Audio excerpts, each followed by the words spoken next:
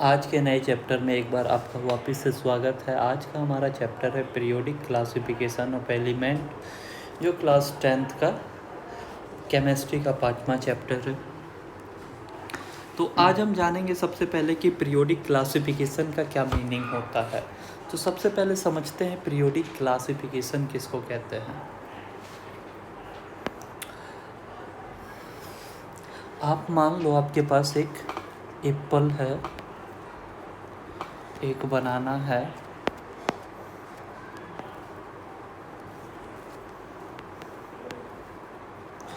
एक ऑरेंज है और 2 एप्पल आपको किसी और ने दे दिए। 2 एप्पल क्या किए, किसी और ने दे दिए, और 2 ऑरेंज या 3 ऑरेंज और आपको आपके भाई ने दे दिया। तो जनरली ह्यूमन टेंडेंसी क्या होता है कि हम चीज़ों को, एक तरह की चीज़ों को एक साथ रखने का कोशिश करते हैं। तो हमारे पास जो 3 एप्पल हो गए, हम उन्हें क्या करेंगे, एक साथ रखने का कोशिश करेंगे, ठीक, जिससे कि हमें आगे दिक्कत ना हो। अगर हमसे कोई आगे एप्पल मांगे तो हम इजीली उन्हें एप्पल दे पाए। तो ऑरेंज वाले को भी हम अलग कर देंगे, ऐसे सेपरेट करके रख देंगे, और बनाना जो हमारे पास बचा हुआ है उसे भी हम सेपरेट करके रख देंगे। तो जनरली ये ह्यूमन का टेंडेंसी होता है कि वो किसी भी चीज़ को अरेंज करके रखते हैं। तो पीरियोडिक क्लासिफिकेशन भी अरेंजमेंट है एलिमेंट्स का। पीरियोडिक क्लासिफिकेशन क्या है, एलिमेंट का अरेंजमेंट है। हम एलिमेंट को कैसे अरेंज करते हैं, इसी चीज़ को हम पीरियोडिक क्लासिफिकेशन में समझते हैं। तो चलिए पीरियोडिक क्लासिफिकेशन के इंट्रोडक्शन या डेफिनेशन की ओर चलते हैं। तो कॉपी और पेन निकाल लीजिए और नोट्स लिखना चालू कीजिए। Periodic classification of element.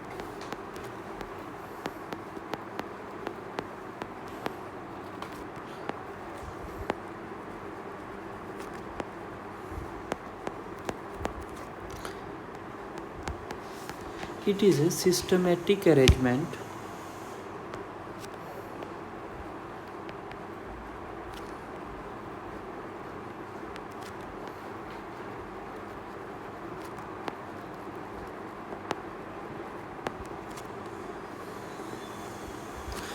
अच्छा, अभी हमने जो अरेंजमेंट किया था एप्पल, ऑरेंज और बनाना के अकॉर्डिंग, वो हमने कैसे किया था, फल को देख के किया था कि अगर सेम कैटेगरी का फ्रूट या फल एक साथ रहे तो उसे हमने अलग कर दिया था, है ना। एप्पल को क्या किया था, एप्पल के साथ रखा था।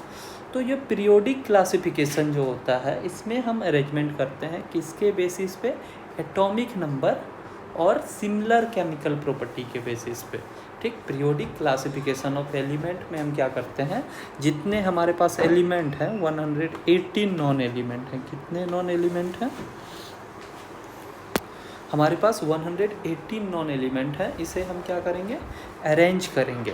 तो पीरियोडिक क्लासिफिकेशन में जो हमारे पास 118 नॉन एलिमेंट हैं, इसे हम सिस्टमेटिक तरीके से अरेंज करेंगे on the basis of atomic number and similar chemical property, ठीक है।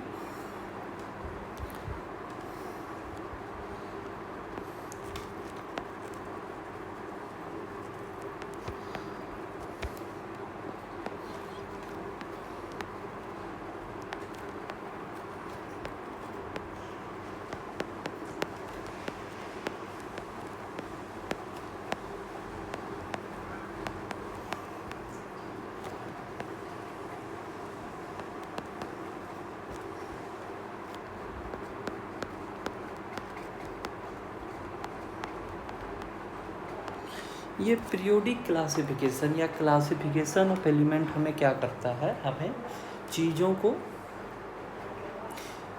एलिमेंट मान ली चीज़, मतलब यहाँ पे एलिमेंट हो गया, एलिमेंट के प्रॉपर्टी को प्रिडिक्ट करने में हेल्प करता है। अब भी ये डेफिनेशन धीरे धीरे आपको समझ में आएगा, जैसे जैसे हम इस चैप्टर में चलते जाएंगे, आगे बढ़ते जाएंगे, वैसे वैसे आपको चीज़ें क्लियर होती जाएगी।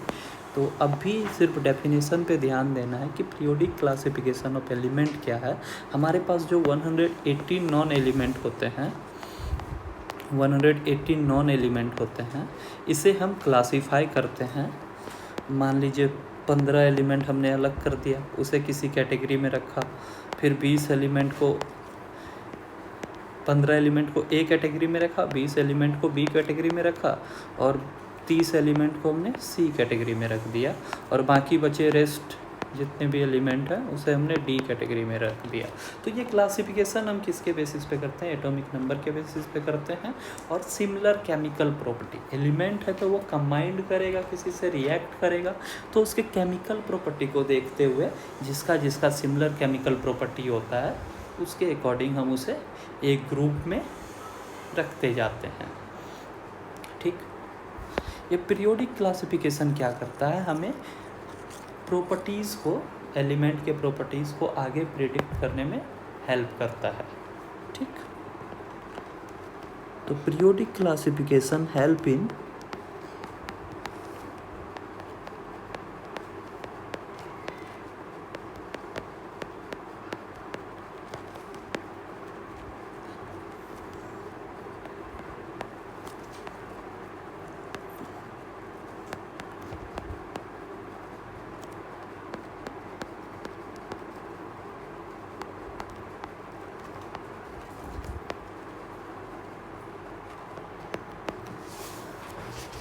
अब हम समझेंगे कि हमें क्लासिफिकेशन की ज़रूरत ही क्यों पड़ी, क्लासिफिकेशन का क्या नीड था। ठीक, हम क्यों क्लासीफाई कर रहे हैं एलिमेंट को। अभी हमने समझा कि पीरियोडिक क्लासिफिकेशन क्या होता है, एक सिस्टमेटिक अरेंजमेंट होता है एलिमेंट का on the basis of atomic number and similar chemical property. ठीक, अब हम देखेंगे कि हमें क्लासिफिकेशन की नीड क्यों पड़ी। Why we need classification of element?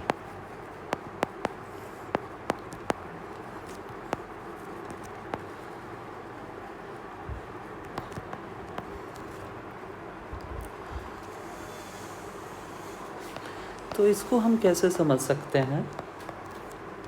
हमारे पास 118 नॉन एलिमेंट है। कितने नॉन एलिमेंट हैं? 118। पीरियोडिक टेबल में अगर आप देखोगे तो हमारे पास कितने नॉन एलिमेंट हैं? 118 नॉन एलिमेंट है। मतलब अभी तक 118 एलिमेंट्स खोजे जा चुके हैं और आगे ये डिस्कवरी चलती जा रही है। ठीक है, तो एक एक करके सबके बारे में पढ़ना तो इम्पॉसिबल है।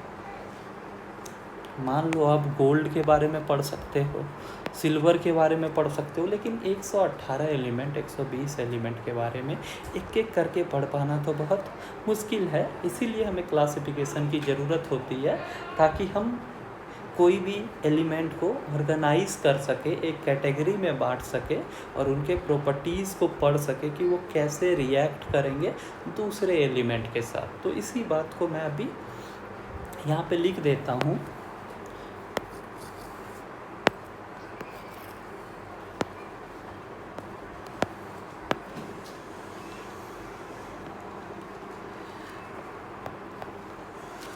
There are more than 118 elements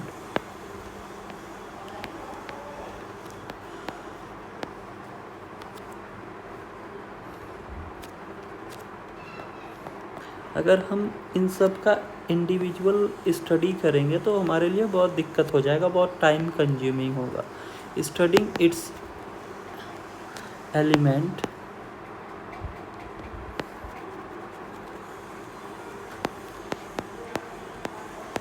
individually is quite difficult and time consuming, है ना।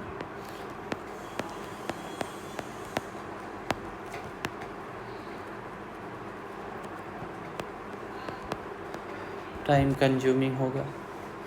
Therefore we need to classify element. इसीलिए हमें क्या ज़रूरत है? क्लासिफिकेशन एलिमेंट का ज़रूरत है। ठीक है, एलिमेंट को क्लासीफाई करना ज़रूरी इसीलिए हो जाता है।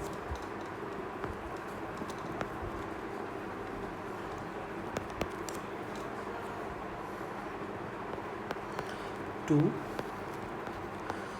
ऑर्गेनाइज एलिमेंट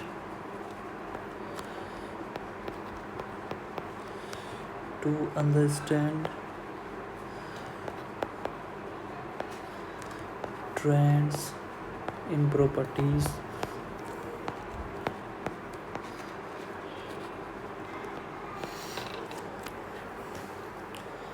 क्लासिफिकेशन हमें क्यों रिक्वायर है? ताकि हम एलिमेंट को कैटेगराइज कर सके, एक ऑर्गेनाइज तरीके से रख सके, ठीक है, जिससे हमारा टाइम कम लगे और हम इजीली चीज़ों को पढ़ पाए।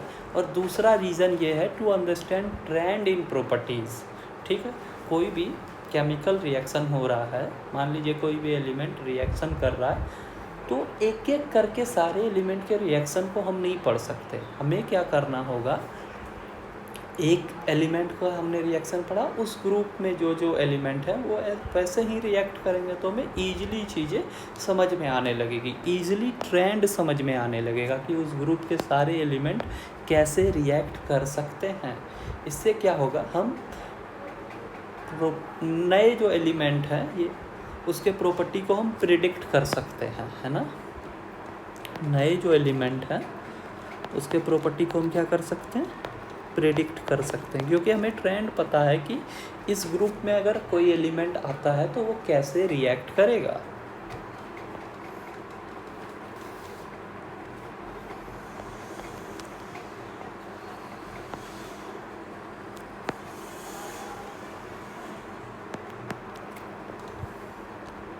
अच्छा, अब हम देखने वाले हैं, अभी तक हमने क्या क्या पढ़ा कि हमें क्लासिफिकेशन की ज़रूरत क्या है और क्लासिफिकेशन क्या होता है, पीरियोडिसिटी या पीरियोडिक क्लासिफिकेशन क्या होता है। अभी हम देखने वाले हैं कि क्या क्या अटैम्प्ट लिए गए थे पुराने टाइम में एलिमेंट को क्लासीफाई करने के लिए। तो चलिए अब हेडिंग डालिएगा कि अर्ली अटैम्प्ट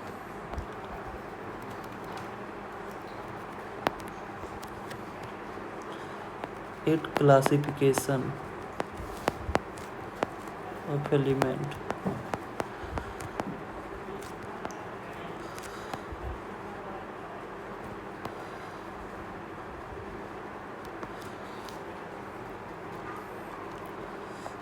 सबसे पहले एक जर्मन केमिस्ट हुआ करते थे, डोबिनियर। उन्होंने 1829 में, ठीक है, सबसे पहले किसने, डोबिनियर।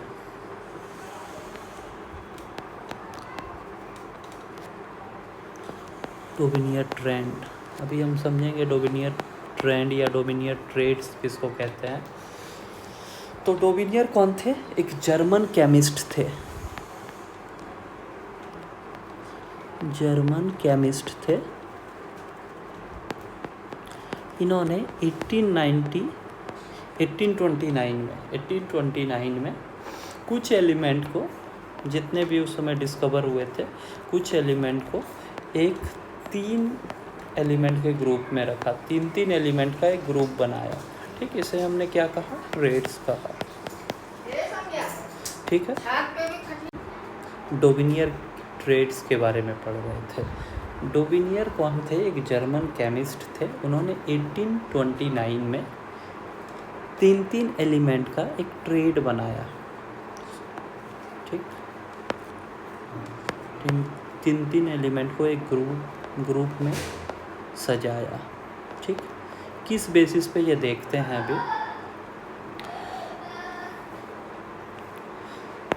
तो जर्मन केमिस्ट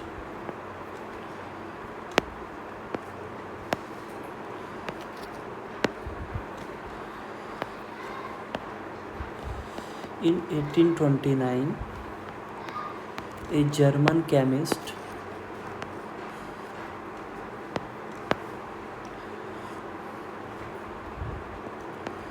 Daubigner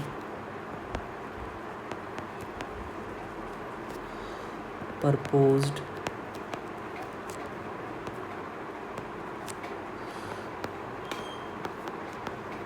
ट्रेड्स।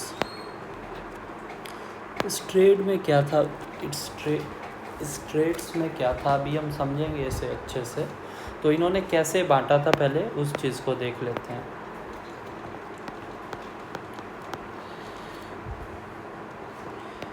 इन्होंने क्या किया था, तीन एलिमेंट के ग्रुप बनाए थे।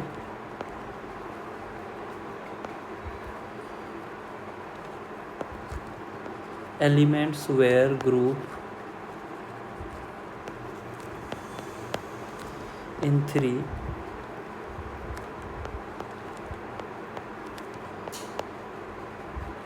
they all have similar properties। ये 3 एलिमेंट को जो इन्होंने लिया था, इन लोगों का क्या था, सिमिलर प्रॉपर्टीज था। प्रॉपर्टी कैसा था, सिमिलर था। और एक चीज़ इन्होंने देखा था कि एटॉमिक मास जो था, atomic mass of middle element का जो एटॉमिक मास था वो बाकी दो के एवरेज के बराबर थे, is equal to average of remaining 2, average of other 2 element. ठीक, एक बार वापिस से बात करते हैं डोबिनियर ट्रेड्स क्या था।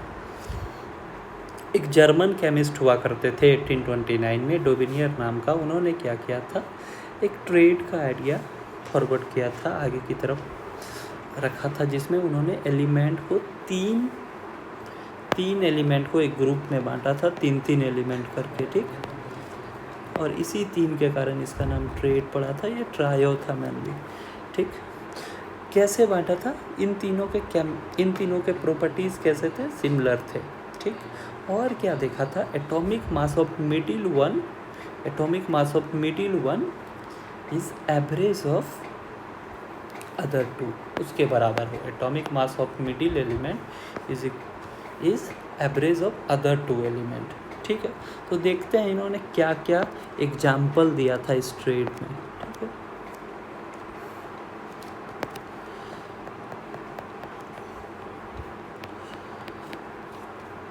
इन्होंने जो एग्जाम्पल लिया था वो था लिथियम, सोडियम,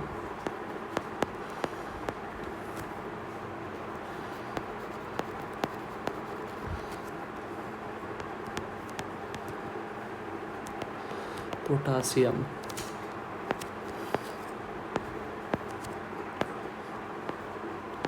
Li सिंबल इसका, सोडियम का Na, पोटासियम का K। एटॉमिक मास देखते हैं।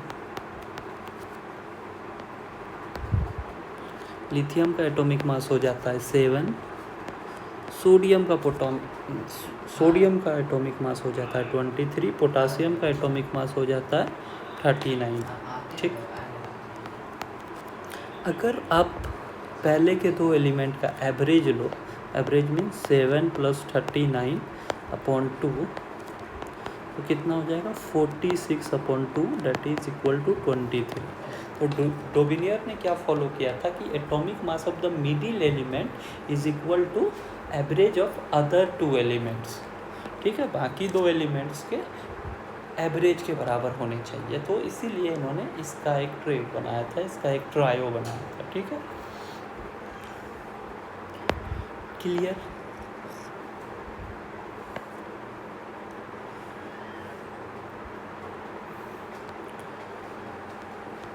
अगला एग्जाम्पल अगर हम ले,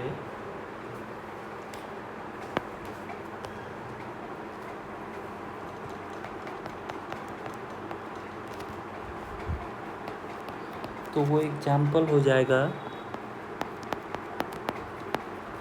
कैल्शियम, स्ट्रोंशियम और बेरियम। कैल्शियम का सिंबल Ca, स्ट्रोंशियम का सिंबल Sr, बेरियम का सिंबल Ba। एटॉमिक मास अगर हम बात कर ले,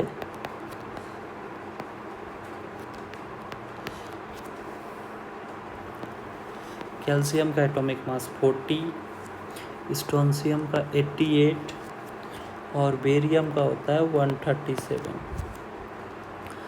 तो यहाँ पे अगर मिडिल एलिमेंट का हम मास देखें, वो कितना 38 है। मिडिल एलिमेंट का मास कितना है, 88 है, सॉरी। बाकी दो एलिमेंट का मास कितना, 40 और 137। इसका अगर एवरेज निकाले तो ये कितना हो जाएगा, 177 डिवाइडेड बाय 2।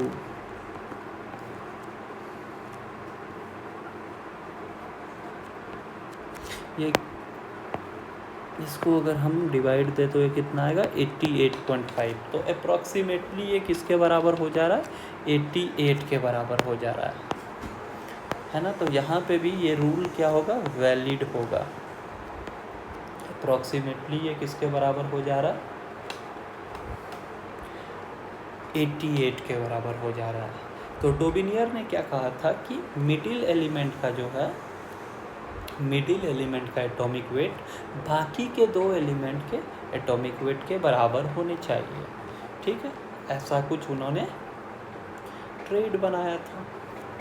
ठीक, तो एग्जाम्पल में आपको याद क्या रखना होगा, एग्जाम्पल याद रखने होंगे आपको कि कौन कौन से एलिमेंट ट्रेड में थे। तो पहला एग्जाम्पल एक बार वापस से देख लीजिए, lithium, sodium and potassium.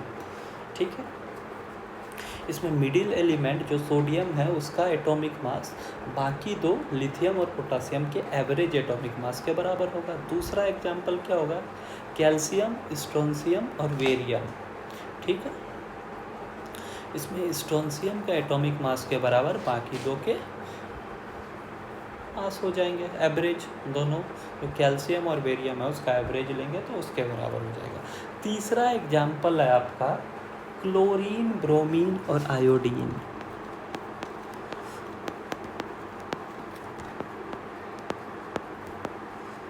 Chlorine, bromine और आयोडीन। क्लोरीन का सिंबल Cl, ब्रोमीन का सिंबल Br, आयोडीन का सिंबल I।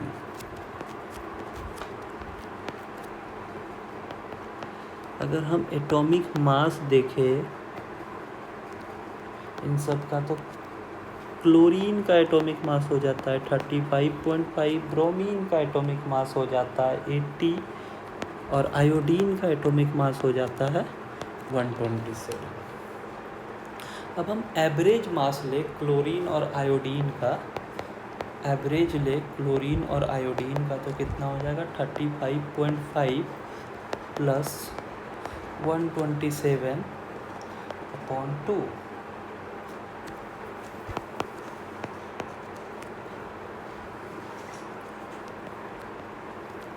ये हो जाएगा 164.5/2।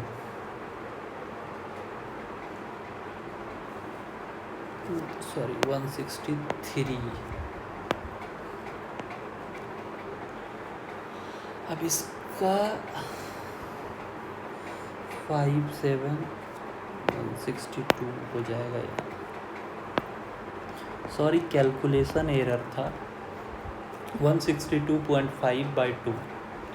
इसका एवरेज अगर हम लेके देखें तो वो हो जाता है 81.25। ये किसके बराबर है, अप्रॉक्सीमेटली ये 80 मिडिल एलिमेंट के बराबर है। बाकी क्लोरीन और आयोडीन का एवरेज अगर हम ले तो वो किसके बराबर हो जा रहा है, ब्रोमीन के बराबर हो जा रहा है। तो ये भी एक ट्रेड फॉलो करेगा। ठीक, तो यहाँ पे डोबिनियर ने जो कहा था कि मिडिल एलिमेंट के एटॉमिक वेट के बराबर बाकी दो एलिमेंट का एवरेज होना चाहिए, तो ये तीन एग्जाम्पल जो थे यहाँ पे वो ट्रेड फॉलो हो रहा था। ठीक, अच्छा, डोबिनियर का ये जो ट्रेड वाला रूल था या क्लासिफिकेशन का जो रूल था वो क्यों फेल हुआ, फॉलो तो हो रहा था लेकिन सारे एलिमेंट के लिए ये फॉलो नहीं हो रहा था। तो इसका पहला लिमिटेशन आ जाएगा, it is fit for only few element. ठीक है, ये सारे एलिमेंट को क्लासीफाई नहीं कर पा रहा था, इसीलिए ये फेल हो जा रहा था। Limitation of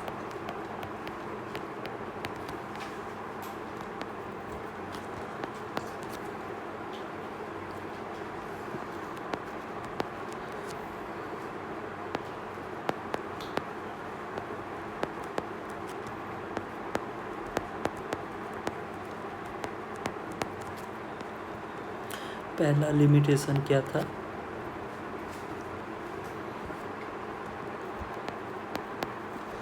Only a few elements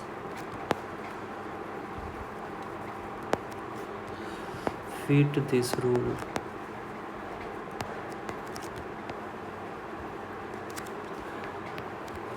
दूसरा क्या था? It could not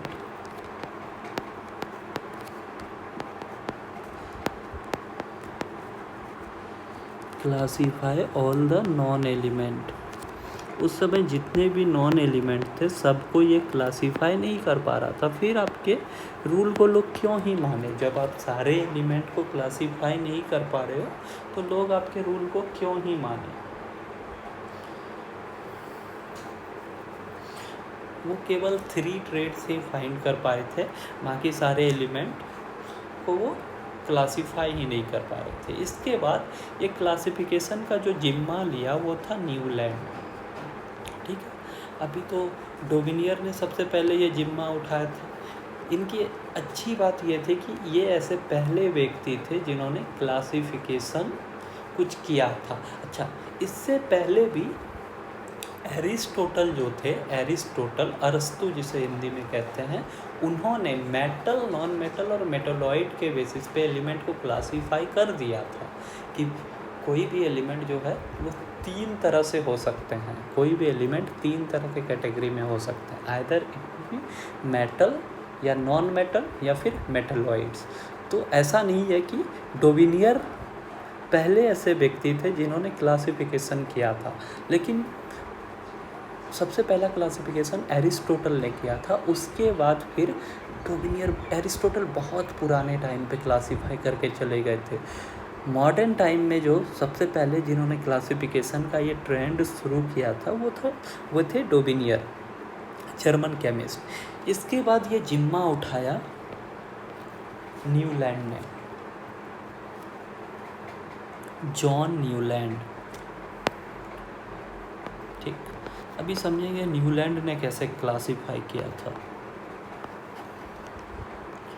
Newland law of octet.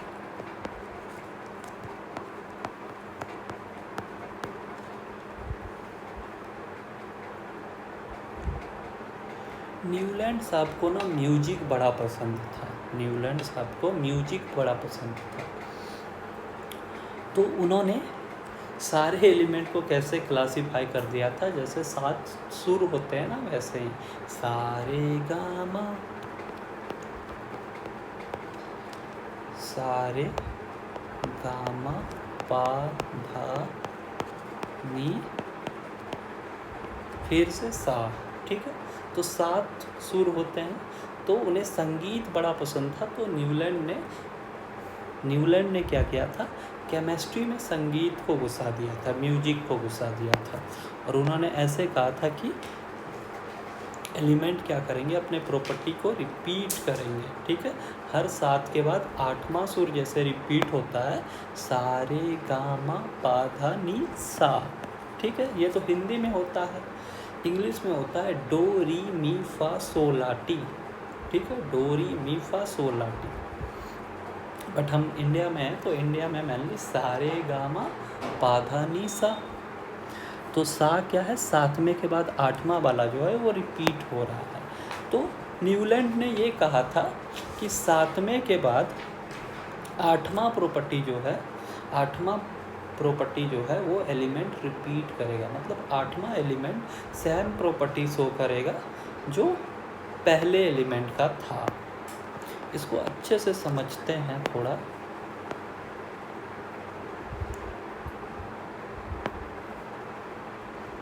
तो लिखिएगा this rule was proposed by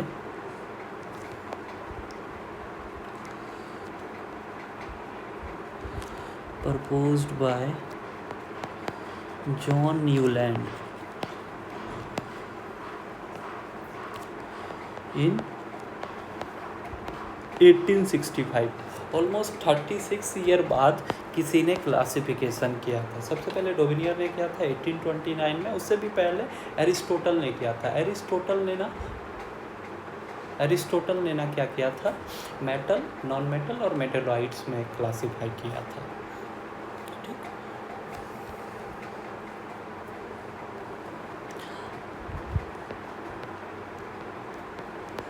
अब देखते हैं न्यूलैंड का स्टेटमेंट क्या था। जैसे अभी हमने देखा था ना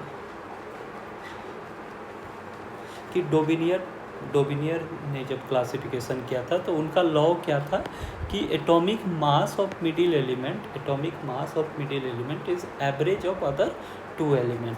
तो उसी तरह न्यूलैंड ने भी कुछ अपने क्लासिफिकेशन के लॉ दिए थे जिस बेसिस पे उन्होंने सारे एलिमेंट को क्लासीफाई किया था।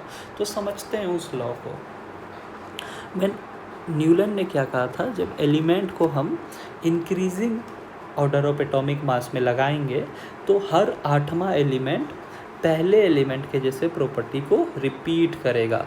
तो इसी बात को मैं लिखता हूँ फिर आपको समझाता हूँ। When elements are arranged in increasing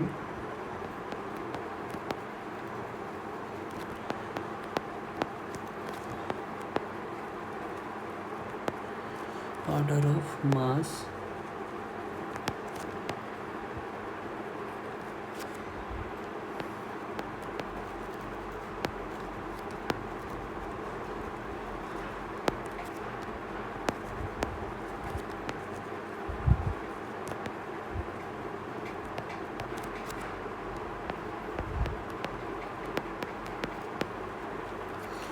then every 8 element have similar properties to the first element। ठीक, फर्स्ट एलिमेंट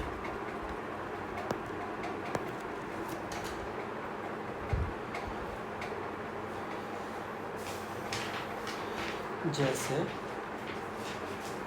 इनका क्लासिफिकेशन कैसा था उस पर हम लोग बात कर लेते हैं। तो अभी मैंने आपको बताया था सा रे गामा पा धा नी सा।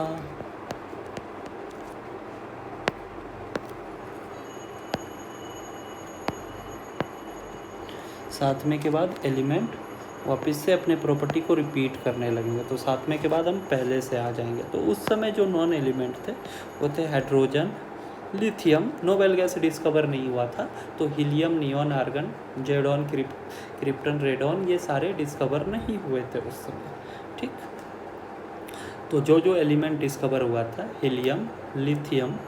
Hydrogen, lithium, barium, boron, carbon, nitrogen, oxygen. अब ऑक्सीजन के बाद अगला एलिमेंट क्या आता है, फ्लोरीन। तो फ्लोरीन कैसा प्रॉपर्टी करेगा, सारे गामा पादानी सा के जैसे। तो सा यहाँ से शुरू हो जाएगा, फ्लोरीन यहाँ से शुरू हो जाएगा। फिर फ्लोरीन के बाद नियॉन डिस्कवर नहीं हुआ था क्योंकि ये नोबेल गैस है। नोबेल गैस बहुत लेट डिस्कवर हुए थे क्योंकि नोबेल गैस इनर्ट नेचर के होते हैं, वो मेनली रिएक्ट नहीं करते किसी से। ठीक, तो उनका डिस्कवरी थोड़ा लेट हुआ था। अगर आप किसी से रिएक्ट नहीं करोगे तो कैसे पता चलेगा कि आप एग्जिस्ट कर रहे हो या नहीं कर रहे हो। तो नोबेल गैस के साथ यही केस था, इसीलिए उनका डिस्कवरी बहुत लेट हुआ था क्योंकि उस टाइम पे इतना टेक्नोलॉजी भी नहीं था कि इनर्ट गैस को हम ढूंढ। तो फ्लोरीन के बाद सोडियम, क्योंकि नियॉन डिस्कवर नहीं हुआ था। नियॉन क्या था, नोबेल गैस था। नोबेल गैस उस समय क्यों नहीं डिस्कवर हुए थे, क्योंकि वो मेनली रिएक्टिव नहीं होते थे। तो उस समय इतना टेक्नोलॉजी भी डेवलप्ड नहीं था कि पता लगा पाए कि कौन सा एलिमेंट रिएक्ट नहीं करता दूसरे से। और दूसरा कारण ये है कि टेक्नोलॉजी का एडवांसमेंट नहीं हुआ था उस समय ज़्यादा, और ना तो इतना काम हो रहा था जितना काम आज के टाइम पे हो रहा है। फ्लोरीन, सोडियम के बाद कौन सा, मैग्नीशियम,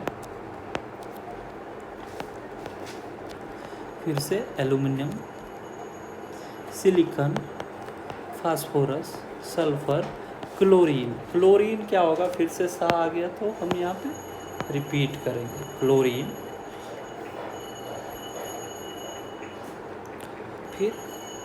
पोटासियम पोटासियम, कैल्शियम, ऐसे आगे तक चलता गया। ठीक, ये लॉ किसका था? न्यूलैंड का लॉ था। न्यूलैंड का लॉ क्या कहता था कि when element are arrange in increasing order of mass, जब मास के अकॉर्डिंग एलिमेंट को अरेंज किया जाए तो एवरी 8 एलिमेंट क्या करेगा? प्रॉपर्टी को रिपीट करेगा, जैसा कि म्यूजिक नोट्स में होता है। ठीक है, म्यूजिक नोट्स वगैरह में जो होता है, जैसे केसियो का बात कर ले तो उसमें क्या होता है? रिपीट करता है, 7वें के बाद 8वां रिपीट करता है। सिर्फ इंडिया में ही सारे गामा पाधा निसा नहीं होता, विदेशों में भी, मतलब इंडिया से बाहर भी एक सुर चलता है, डोरी मी फा सो लाटी। ठीक है, डोरी मी फा सो लाटी, तो ये रिपीट करता है, 7वें के बाद 8वां रिपीट करता है ये। ठीक, तो म्यूजिक के 8 नोट के तरह रिपीट करता था। ये किसका कहना था? न्यूलैंड का कहना था। ठीक, लाइक म्यूजिक नोट्स।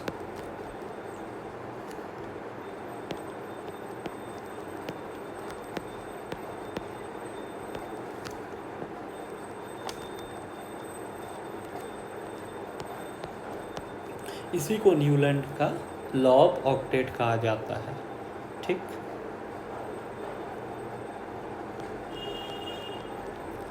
अच्छा, न्यूलैंड का ये डिस्कवरी जो था ये डोबिनियर से तो बहुत आगे था। ठीक, लेकिन इसके भी कुछ लिमिटेशन थे। अब क्या क्या लिमिटेशन थे वो हम देखते हैं। उससे पहले अगर आप देखो तो यहाँ पे एक देखने लायक चीज़ आपको क्या मिल सकता है कि लिथियम, सोडियम और पोटासियम, ये तीनों एक ग्रुप में आ जा रहे हैं। फ्लोरीन, क्लोरीन और ब्रोमीन वापस से एक ग्रुप में आ जाएंगे। अगर हम यहाँ पे देखेंगे अगला एलिमेंट जो आएगा अपना, ऐसे ब्रोमीन आएगा, तो ये भी एक ग्रुप में आ जाएंगे। ठीक, कैल्शियम, स्ट्रोंशियम और बेरियम वो भी एक ग्रुप में आ जाएंगे। तो ये क्या बताता है कि न्यूलैंड का ऑक्टेट रूल ट्रू है, क्योंकि वो बाकी जो पिछले क्लासिफिकेशन थे उसको भी लेकर चलता है। ठीक, न्यूलैंड का ऑक्टेट रूल ट्रू था क्योंकि बाकी के एलिमेंट को भी ये लेके चलता है, साथ में ये नए ट्रेड्स भी देता है, जैसे बेरियम, मैग्नीशियम, कैल्शियम। ठीक है, ये तो एक नया ट्रेड दिया जो डोबिनियर ने नहीं दिया था। ठीक, ऐसे बहुत सारे नए नए ट्रेड्स न्यूलैंड देते गए। ठीक, लेकिन इनका कुछ लिमिटेशन भी रह गया, वो लिमिटेशन हम देखते हैं, फिर आपको समझ में आएगा कि नया क्लासिफिकेशन किसके बेसिस पे किया गया था। तो क्या लिमिटेशन था? दिस क्लासिफिकेशन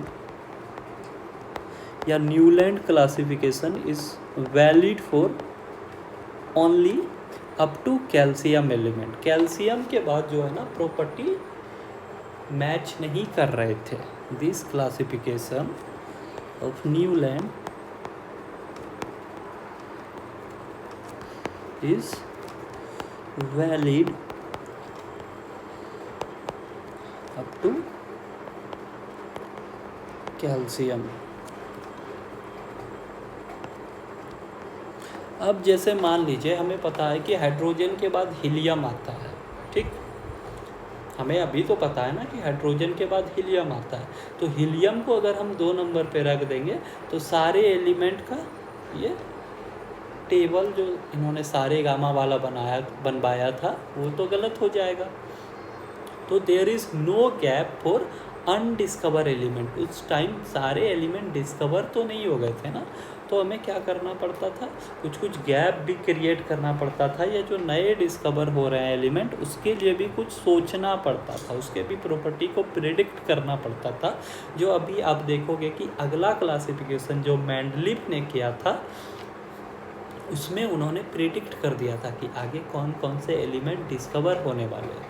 तो यहाँ पे क्या था कि कुछ एलिमेंट अनडिस्कवर्ड थे, जो अनडिस्कवर एलिमेंट थे या नए एलिमेंट जो थे उसके लिए कोई प्रबंध नहीं किया था किसने, न्यूलैंड ने। सो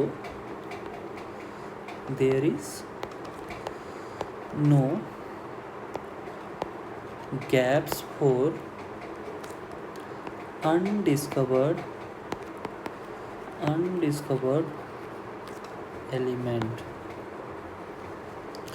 एलिमेंट जितना हैवी हो रहा था मास के अकॉर्डिंग, हमने ये टेबल किसके अकॉर्डिंग अरेंज किया था, मास के अकॉर्डिंग।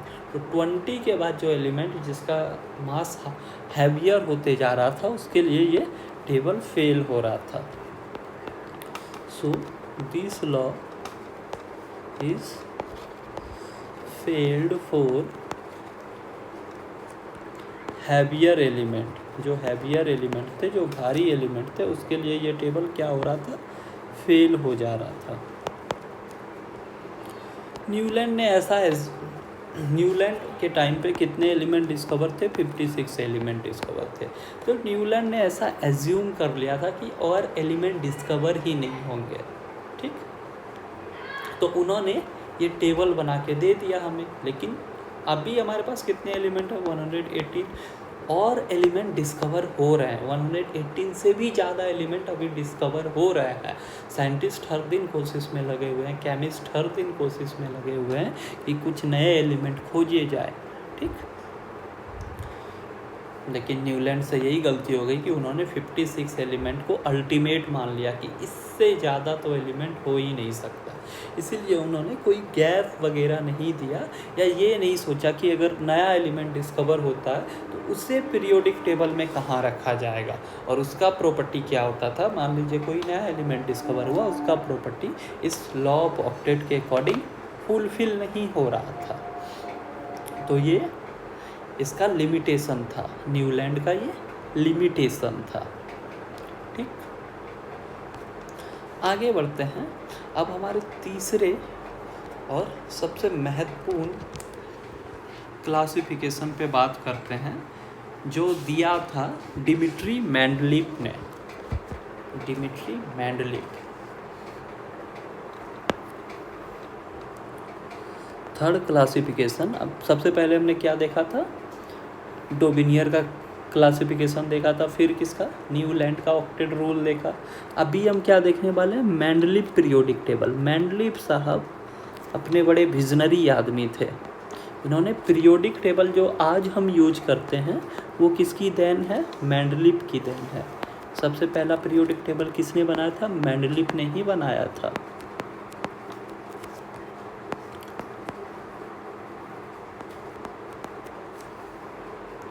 मेंडलीफ ने क्या किया था, सबसे पहले तो डिमिट्री मेंडलीफ, इनका पूरा नाम है डिमिट्री मेंडलीफ। ये कहाँ के हैं, रसियन, ठीक है, रसिया से ये संबंधित हैं। और इन्होंने पीरियोडिक टेबल कब दिया था, 1869 में दिया था। Dmitri Mendeleev proposed is periodic table is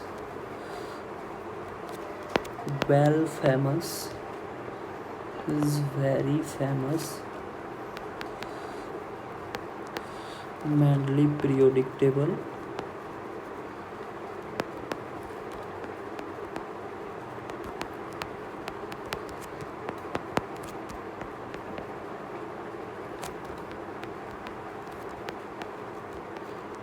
तो आज हम लोग पढ़ने वाले हैं मेंडलीफ के पीरियोडिक टेबल के बारे में।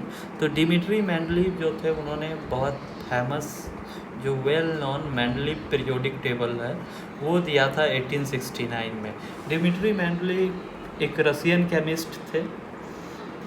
उन्होंने क्या किया था, जो न्यूलैंड ने जो लॉ दिया था कि बाकी एलिमेंट को आप, जितने भी एलिमेंट उस समय डिस्कवर हुए हैं उसे आप इंक्रीजिंग ऑर्डर ऑफ मास में लगा दो और हर 7वें के बाद 8वां एलिमेंट अपना प्रॉपर्टी को रिपीट करेगा, ठीक है, जैसे संगीत के सात सुर के बाद आठवां सुर रिपीट होता है, उसी तरह न्यूलैंड ने भी कहा था। लेकिन मेंडलीव ने एक प्रॉपर पीरियोडिक टेबल बनाया था। अभी मॉडर्न टाइम में जो हम पीरियोडिक टेबल देखते हैं उसका कहीं ना कहीं एक श्रेय मेंडलीव को भी जाता है। उन्होंने ये टेबल बनाने में एक महत्वपूर्ण भूमिका निभाई थी, उन्होंने ही ये मार्गदर्शन दिया था, ठीक है, कि ऐसे भी हम पीरियोडिक टेबल को डिज़ाइन कर सकते हैं। तो मेंडलीव का कहना क्या था कि व्हेन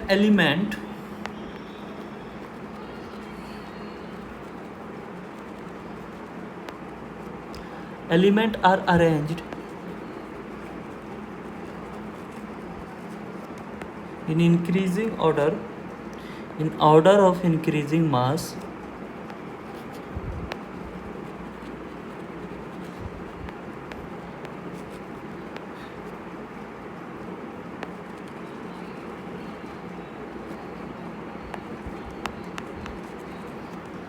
तो क्या होगा, जो एलिमेंट के सिमिलर प्रॉपर्टीज हैं, the elements which have similar property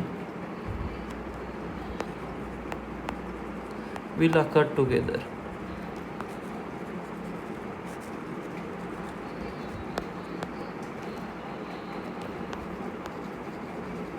Occur at regular interval, ठीक। ये मेंडलीव का कहना था कि जब एलिमेंट को हम इंक्रीजिंग मास के ऑर्डर में लगाएं तो जो एलिमेंट के सिमिलर प्रॉपर्टी हैं वो क्या होंगे, रेगुलर इंटरवल पे रिपीट करेंगे, ठीक। या शॉर्ट में अगर हम मेंडलीव की बात को बोले तो मेंडलीव का जो स्टेटमेंट था या लॉ जो था वो हम यहाँ पे लिख सकते हैं कि the properties of element, the properties of element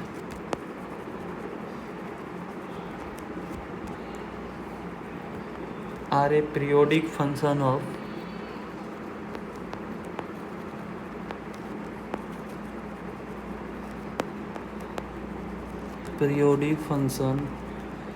a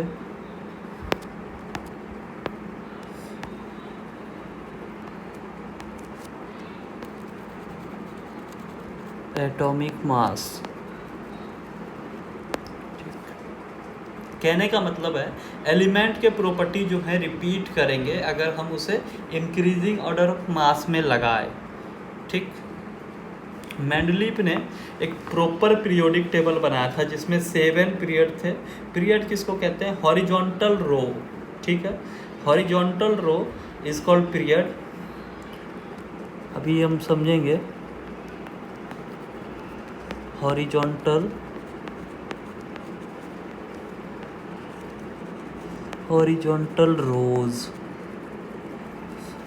रोज को आप ऐसे याद कर सकते हो कि रो क्या है, एक हॉरिजॉन्टल लाइन है, ठीक, ऐसे लंबा सा लाइन जा रहा है, आर का वो पुछड़ी खींचते जाना है, तो हॉरिजॉन्टल रोज को हम क्या कहते हैं, पीरियड कहते हैं, ठीक है। उसके बाद ग्रुप एक आता है, ग्रुप क्या होता है, वर्टिकल कॉलम्स, वर्टिकल कॉलम्स। इसे कैसे याद कर सकते हो, ऐसे आप, ये क्या है, वर्टिकल कॉलम, ठीक है, कॉलम्स आर वर्टिकल लाइन, ठीक है, horizontal line are called rows and columns are vertical lines. तो पीरियड क्या होते हैं, हॉरिजॉन्टल रोज, ग्रुप क्या होते हैं, वर्टिकल कॉलम, ठीक है। जैसे एक एग्जांपल लेते हैं, अभी आपको समझ में आएगा। 1 2 3 4 5 6 7 8 9 10 11 12 13 14 15, ठीक।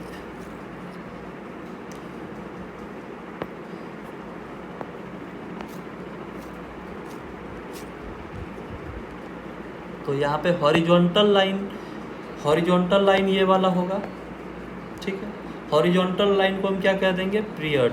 तो हमारे पास कितने पीरियड है, 3 पीरियड हो जाएंगे, ठीक। P1 P2 P3। वहीं पे अगर हम वर्टिकल लाइन हम बात करें, vertical line, 1 vertical line, 2 vertical line, 3 vertical line, 4 vertical line, 5 vertical line. ये वर्टिकल लाइन क्या हो जाते हैं, कॉलम्स हो जाते हैं, ठीक। तो वर्टिकल लाइंस क्या हो जाएंगे, कॉलम्स हो जाएंगे, जिसे हम कहेंगे ग्रुप। तो ये हो जाएगा group 1, group 2, group 3, group 4, group 5, ठीक। आई होप आपको ग्रुप और पीरियड में अंतर समझ में आया होगा। तो मेंडलीव का जो पीरियोडिक टेबल था उसमें 7 ग्रुप थे। चलिए इसी चीज़ को हम लिखते हैं अभी।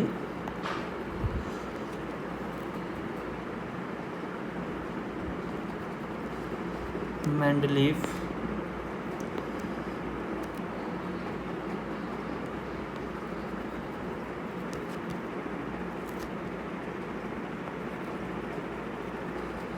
draw his own periodic table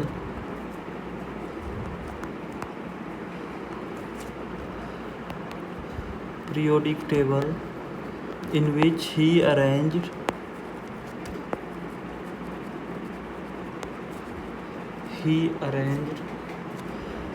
63 known element at that time. जो 63 नॉन एलिमेंट थे ना, सारे को उन्होंने अरेंज किया था। In which he arrange 63 known element at that time.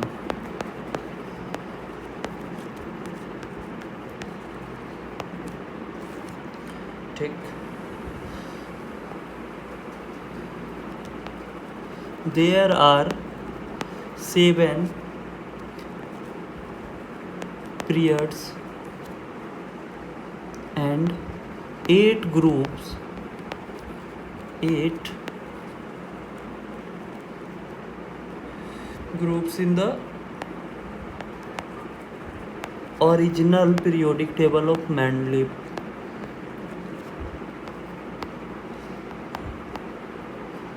Periodic table of Mendeleev ने जो पीरियोडिक टेबल बनाया था उसमें कितने पीरियड थे, 7 पीरियड थे।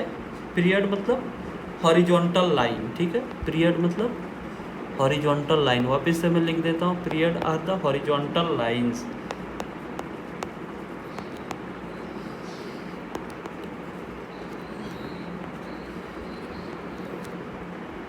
वहीं ग्रुप को हम क्या कहते हैं, वर्टिकल लाइंस, ठीक है। ग्रुप को क्या कहते हैं, वर्टिकल लाइन।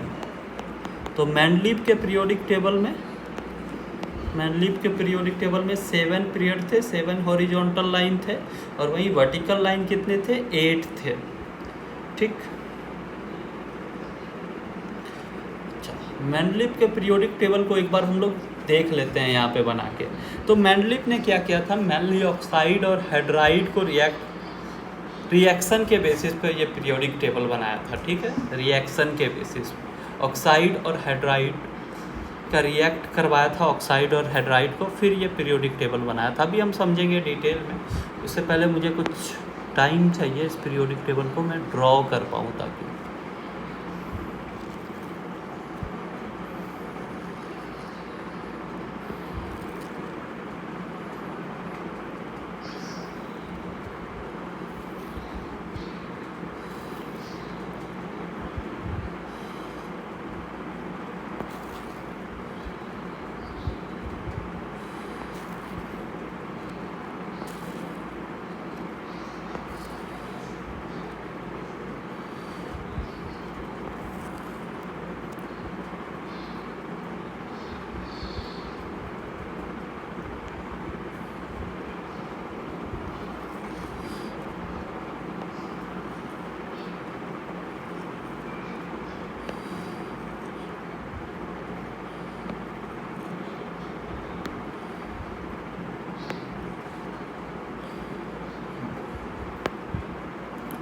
तो ये हो जाएगा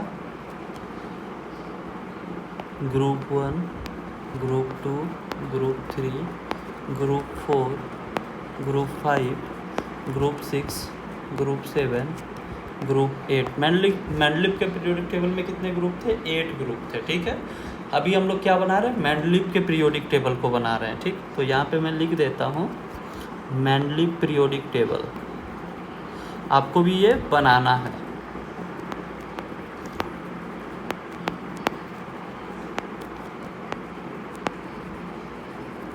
मैनलिफ के पीरियोडिक टेबल को, ठीक।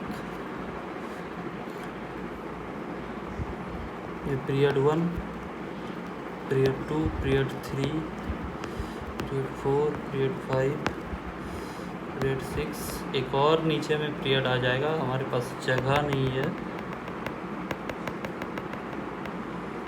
तो हम क्या करेंगे, यहाँ पे पीरियड 1 दे देंगे, पीरियड 2 दे देंगे, पीरियड 3 दे देंगे, पीरियड 4 दे देंगे।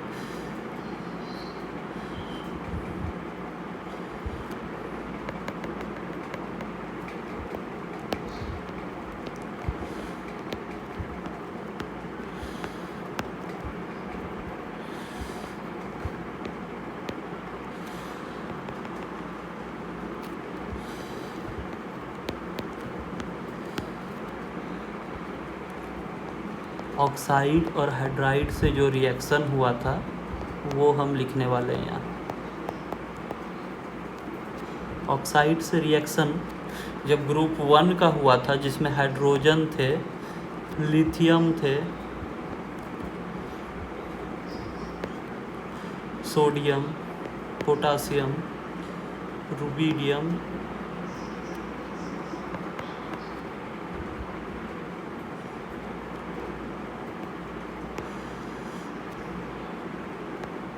सीजियम, ठीक। और नीचे क्या था, कॉपर, सिल्वर, गोल्ड, ठीक। तो जब ऑक्साइड रिएक्ट हो रहा था तो R2O बन रहा था। R क्या है यहाँ पे, मेटल, O क्या है, ऑक्साइड, मेटल का, या जो भी यहाँ पे एलिमेंट आ रहे हैं उसके ऑक्साइड, ठीक है। मेनली सारे मेटल हैं हाइड्रोजन को छोड़कर, इसीलिए मैंने मेटल ऑक्साइड बोल दिया। वहीं पे हाइड्राइड में हमारे पास RH बन जाएगा। R फिर से क्या है, ये एलिमेंट जो इस रो में आ रहा है, ठीक। ग्रुप 2 में कैसा रिएक्शन हो रहा था, ऑक्साइड के साथ RO बन रहा था, उसके बाद RH2 बन रहा था, इसमें कोई एलिमेंट नहीं था। यहाँ पे क्या था, फिर लिथियम के बाद बेरियम, सोडियम के बाद मैग्नीशियम, पोटासियम के बाद कैल्शियम, स्ट्रोंशियम, बेरियम,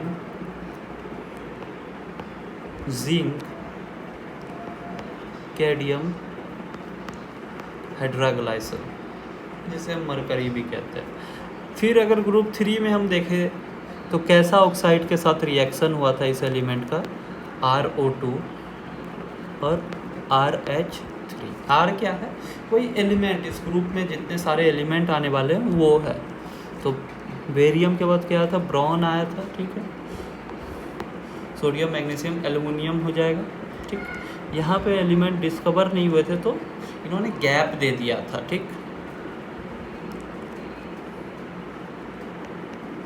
मैंडलिफ ने गैप भी दिया था पीरियोडिक टेबल में। ये भी इनका एक खासियत माना जाता है कि पीरियोडिक टेबल में क्या किया था, इन्होंने गैप दे दिया था।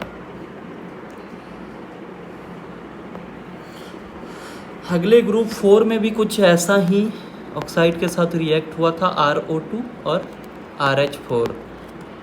फिर ग्रुप 5 में R2O5 और RH3, lithium, beryllium, bronze, carbon, ठीक है। फिर इसमें nitrogen, sodium, magnesium, aluminium, silicon, phosphorus, ठीक। वेनेडियम तो डिस्कवर हो गया था, एस्टाटीन भी डिस्कवर हो गया था।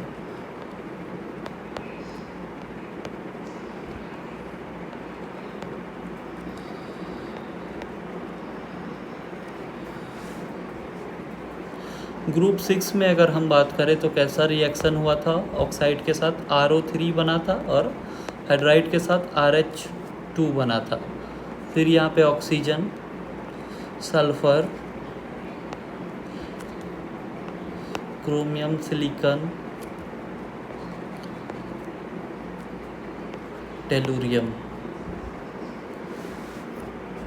ग्रुप 7 में कैसा रिएक्शन हुआ था, R2O7 रिएक्शन हुआ था, ठीक।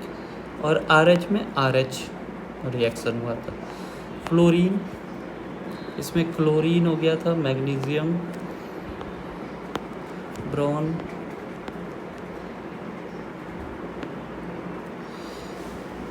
और ये लास्ट वाला जो ग्रुप था ग्रुप 8, इसमें उन्होंने ऑक्सीजन से ही रिएक्ट करवाया था RO4, और इसमें ग्रुप ऑफ एलिमेंट रखे गए थे। पहले 2 सेल में तो बिल्कुल खाली था, ठीक, इस वाले और इस वाले में, और तीसरे वाले में, ठीक है, बिल्कुल खाली था ये। चौथे से इन्होंने 3 ग्रुप को कंबाइन करके FeCO निकल ऐसे रखना शुरू कर दिया था। फिर 5वें ग्रुप में ऐसे रखना शुरू कर दिया था, ठीक। 8वें ग्रुप में ऐसे कंबाइंड कर करके रख रहे थे। तो ये क्या था, मैनली पीरियोडिक टेबल। एक बार मैं वापस से आपको एक्सप्लेन करता हूँ। ऑक्साइड और हेड्राइड का रिएक्शन करवा के ये पीरियोडिक टेबल मैनलिप ने मैनली बनाया था, जिसमें मैनलिप ने फार्मूले के अकॉर्डिंग रिएक्शन जब करवाया था तो एक जनरल फार्मूला आ रहा था R2O। तो जो एलिमेंट ऐसे रिएक्ट कर रहे थे उसे एक ग्रुप में इन्होंने रखना शुरू कर दिया।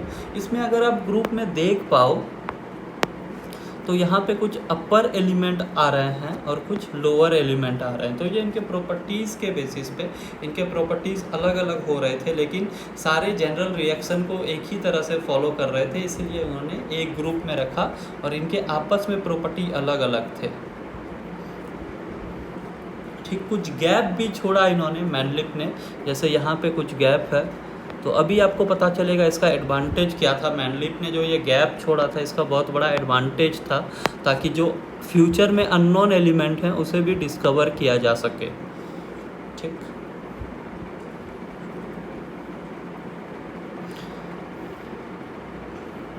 ये तो मैनलिप का पीरियोडिक टेबल था। अब हम बात कर लेते हैं कि मैनलिप के पीरियोडिक टेबल का मेरिट क्या था, अच्छाई क्या थी। ऐसी बात नहीं है कि मैनलिप के पीरियोडिक टेबल को हम लोग आज अगर रिजेक्ट कर चुके हैं तो उसमें कोई अच्छाई नहीं था। मैनलिप ही पहले ऐसे व्यक्ति थे जिन्होंने इतने सिस्टमेटिक तरीके से एक पीरियोडिक टेबल का आइडिया दिया। इन्हें नोबेल प्राइज़ तो नहीं मिला,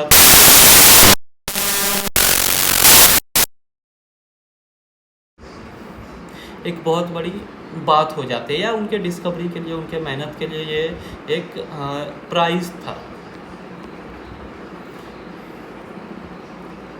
अब हम बात कर लेते हैं कि क्या क्या मेरिट था या क्या क्या अच्छाई थी, एडवांटेजेस ऑफ मैनलिप पीरियोडिक टेबल।